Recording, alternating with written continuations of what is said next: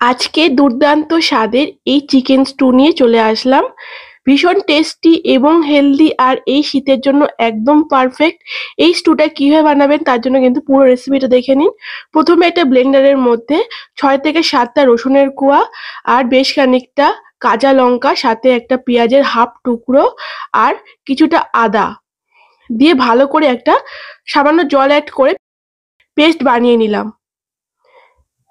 এরপর আজকে এই রান্নার জন্য লাগছে, এখানে গাজর নিয়েছি, পেঁপে, আলু, ছোট ছোট পেঁয়াজ, সাথে হচ্ছে একটা কাঁচা টমেটো। দেখতেই পাচ্ছ টমেটোটা কিন্তু এরকম করে কেটে নিয়েছি যাতে ভালো করে সেদ্ধ হয়। তো তোমরা যে কোনো সবজি কিন্তু অ্যাড করতে পারো। এরপর এখানে প্রেসার কুকার নিয়েছি, এখানে কিন্তু রান্নাটা হবে। এখানে একটু সামান্য পরিমাণ সাদা তেল দিয়ে তার মধ্যে এখানে একটা এলাচ আর দুটো দারচিনি নিয়েছি, সেটা ভালো করে ভেজে নিলাম।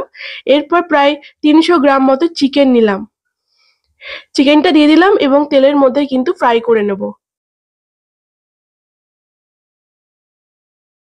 এর মধ্যে দিয়ে দিলাম হচ্ছে জিরে গুঁড়ো হাফ চামচ আর হচ্ছে ধনে গুঁড়ো হাফ চামচ।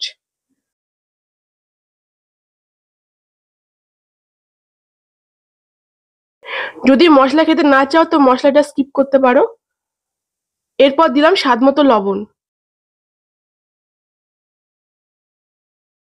এরপর একটু ফ্রাই করব তেলের মধ্যে, যাতে মাংসের যে এক্সেস জলটা সেটা যেন বেরিয়ে যায়।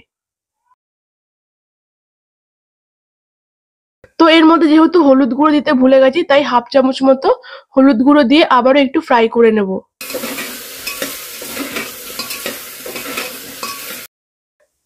জলটা একটু শুকিয়ে আসলে দিয়ে দেব।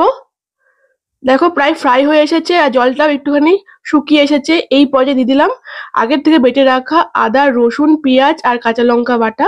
সেটা দিয়েও কিন্তু মশলার সাথে ফ্রাই করব, যাতে কাঁচা গন্ধটা না থাকে। তো মোটামুটি মশলার সাথে ফ্রাই করা হয়ে গেছে, আর এইখানে দিয়ে দিলাম সেই সবজিগুলোকে।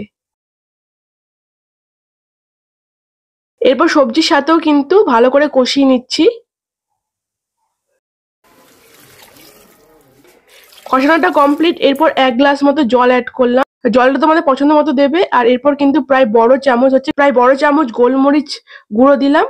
এটা কিন্তু এই স্যুপটার টেস্ট খুব সুন্দর আনে। তো এরপর ঢাকনা লাগিয়ে 2 থেকে 3টে সিটি দিয়ে দিলাম। তো প্রেসার কুকার অনুসারে কিন্তু সিটিটা দিয়ে দেবেন।